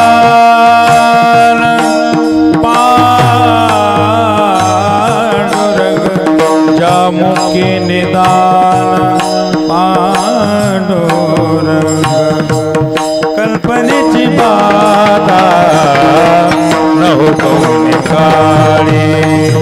कल्पनेची बाधा न हो कोणी काळी.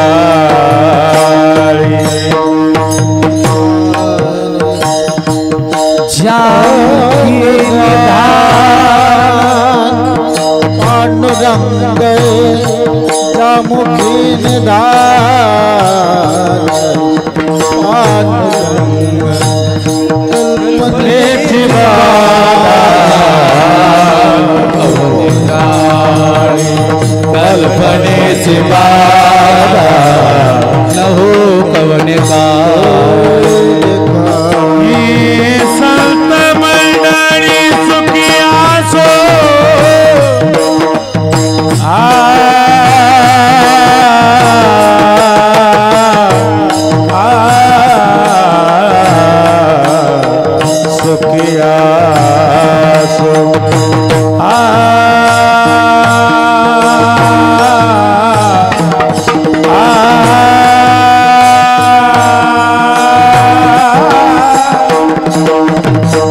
सुखी असो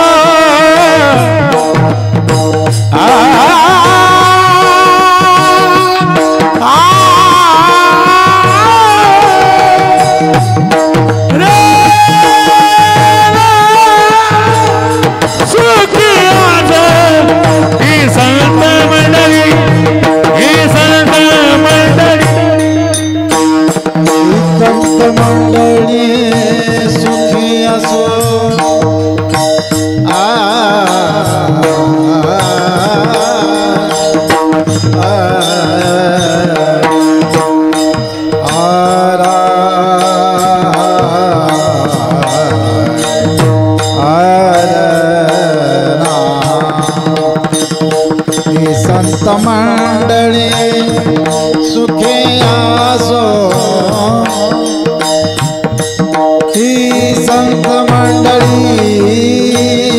सुखे आसो ही संत मंडळी सुखी ही संत मंडळी सुखी आसो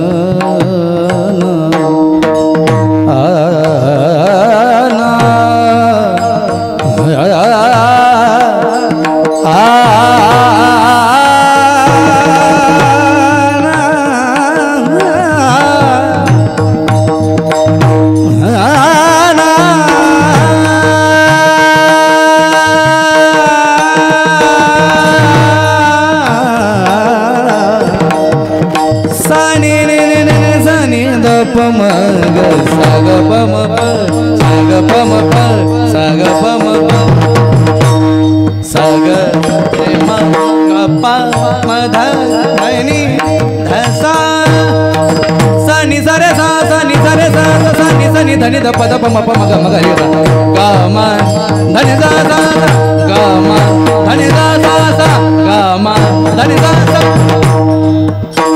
हे ना हे ना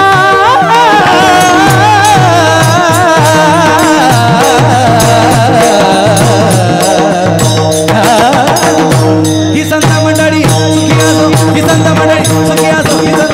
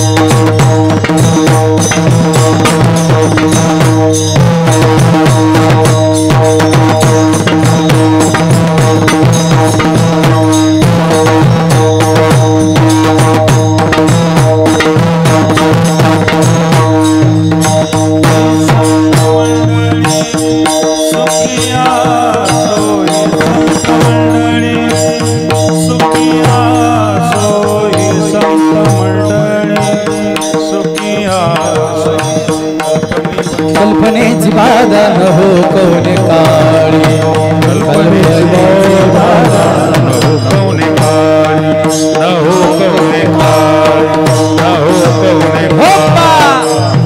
हरि हरि हरि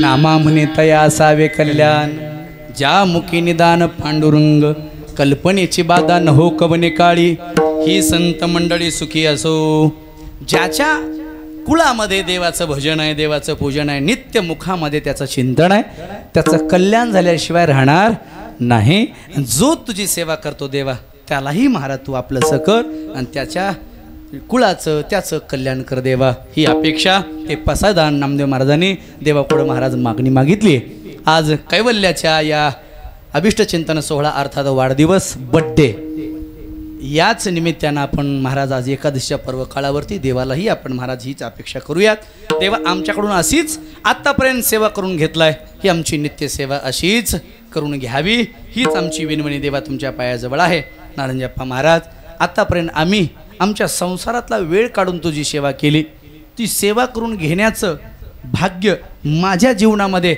असं सतत तूच आम्हाला प्राप्त करून दे एवढीच आपा तुमच्या चरणी प्रार्थना आहे दुसरं आम्हाला काही मागणं नाही म्हणून आजचं हे सगळं कीर्तन हे आजचं नामचिंतन आजचं झालेलं सर्व महाराज नामचिंतन त्या बाळाच्या जीवनामध्ये आरोग्य त्याला महाराज लाभावं उच्च पदावरती तो कैवल्य जावा जसं माऊली ज्ञानोबा कैवल्य साम्राज्य चक्रवर्ती झाले तसा आमचा कदम पाटील परिवारातला कैवल्य एक दिवस आपल्या ढाळेगावचं नाव महाराष्ट्रामध्ये गाजवावं त्या लेकरानं अशीच आप्पाच्या चरणी आपण विनंती करूयात आणि तो उज्ज्वल होणार आहेच सुंदर असं महाराज त्याचं आज अभिष्टचिंतन सोहळा झाला आणि विशेष म्हणजे सगळ्यात महत्त्वाची गोष्ट बड्डे करत असताना आम्ही होतो सगळेजण त्याच्यामध्ये मला एक आवडलं तुम्ही नोटीस केलं का नाही की ते महाराज एक आवडलं तिथं मेणबत्त्या लावून बुजवल्या नाहीत इजवल्या नाहीत बापू हां तिथं मेणबत्त्या लावून विजवल्या नाहीत कारण का महाराज आपली हिंदू संस्कृती अंधाराकडून प्रकाशाकडे नेणारी आहे अर्थात ज्ञान ज्योती प्राप्त करून देणारी आहे ते म्हणून पाश्चात्य संस्कृती आली ते बड्डे करण्याच्या वेळी महाराज ते विजवतात ती संस्कृती आपली नाही. औक्षण करणं, केक कापणं, झाली आपलं बड्डे. याच्यामुळं सुंदर असा त्या कैवल्याचाही आपल्या परंपरेला लाजेल असा, परंपरेला शोभेल असा बड्डे झाला. पुन्हा एकदा सर्वांना धन्यवाद. जाता जाता एकच सांगतो, हे कीर्तन आपल्याला घर बसल्या ठिकाणी आपल्या नातेवाईकाला दाखवण्यासाठी ते म्हणजे बाप माणूस कीर्तन सोहळा यूट्यूब चॅनल आहे. ते म्हणजे आपल्या मीरा आबाईचा मुलगाच आहे, माझ्याकडं जास्त राहतो. भाऊने सांगितलं शंकर तुझ्याकडं घे, आणि त्याने सुंदर असं चॅनल घेतलेलं आहे. बाप माणूस कीर्तन असं यूट्यूबला नाव टाका. ते चॅनल सबस्क्राईबर करा, त्याचे व्हिडिओ लाईक करा, शेअर करा, कमेंट करा, आणि बेल आयकॉन दाबायला विसरू नका. आपलं चॅनल मोठं करत राहा. हे यूट्यूबला आपले कीर्तन हे सगळे ऐकायला मिळतात. आणि महाराजांच्या कृपेने कमी वयामध्ये सुंदर महाराज आम्हाला परमार्थाची सेवा करायला मिळते. आम्ही कीर्तन किती करतो, आता आम्ही नवीन पोरं असतील. आता जसं आम्हाला अन्नासारखं गायन येणार नाही, आम्हाला महाराजसारखं धनु महाराजसारखं आम्हाला कीर्तन येणार नाही आहे. आता बालाजी महाराज आहेत, गणेश भाऊ आहेत, आमचे भाई आहेत, आम्ही जुन्या माणसासारखे आम्हाला अभ्यास येणार नाही, आम्हाला गायन येणार नाही. पण सगळ्यांनी एवढं मान्य करावं लागेल, एवढ्या विकृती संस्कृतीमध्ये, एवढ्या युगामध्ये आम्ही धोतर घालून, फेटा बांधून, टोपी घालून कीर्तनासाठी भजनासाठी आम्ही संसारातला वेळ खर्च करतो. हा सगळ्यात मोठा आमचा पुरुषार्थ आहे. हे तुम्हाला मान्यच करावं लागेल. हो, जीन्स पॅन्ट घालून पोरं तिकडे तुम्हाला कुठे मिळतील, पण धोतर घालून इथं येणारे पोरं तुम्हाला मिळतील का? अजिबात नाही. म्हणून या गणवेशामध्ये इथं येणं, आणि महाराज हे सगळे पोरं आपले निर्माण होतात, ही महाराजांचा आशीर्वाद आहे. आणि गाव म्हणजे मला काय परक नाही, हे माझं गाव आहे, कर्मभूमी आहे. मी 12 वर्ष इथं राहिलो आहे. तुमच्या एका कुटक्यातून जे काही मला ज्ञान मिळाले ते महाराष्ट्रभर, आंध्रा, कर्नाटक, 4 राज्यात, सुरतपर्यंत कथा केल्या. महाराजांच्या कृपेने टी व्हीवरती कथा झाली. आता पाठीमागे महाराज गणपतीच्या पाठीमागे टी व्हीवरती कथा झाली. आता दसरा झालं की दुसऱ्या दिवशी, दसऱ्यापर्यंत आपल्याही गावामध्ये नामचिंतन असतो, वेळ नसतो. दसरा झालं की दुसऱ्या दिवशी म्हणजे 3 तारखेपासून सकाळी 7 ते 9:30 या वेळेमध्ये झी टॉकीज चॅनलवरती चौयुगीचा भक्तनामा अशी चरित्रकथा टी व्हीवरती लागणार आहे. आणि ती कथा करण्याचं सद्भाग्य माझ्या जीवनात महाराजांच्या कृपेनं मला मिळाले. तुमचंच पोरगं, तुमचंच लेकरू कसं टी व्हीमध्ये बोलतंय, कसं दिसतंय, आपण सगळ्यांनी टी व्हीवरती 10 दिवस ती कथा दिसणार आहे, 3 तारखेपासून 12 तारखेपर्यंत.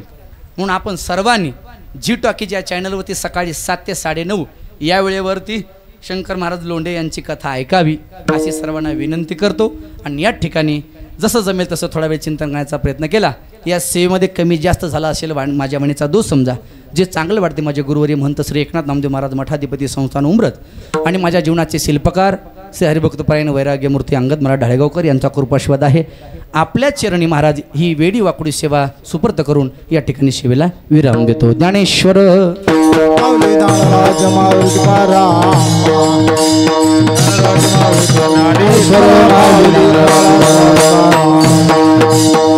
महाराज महाराज ज्ञानेश्वर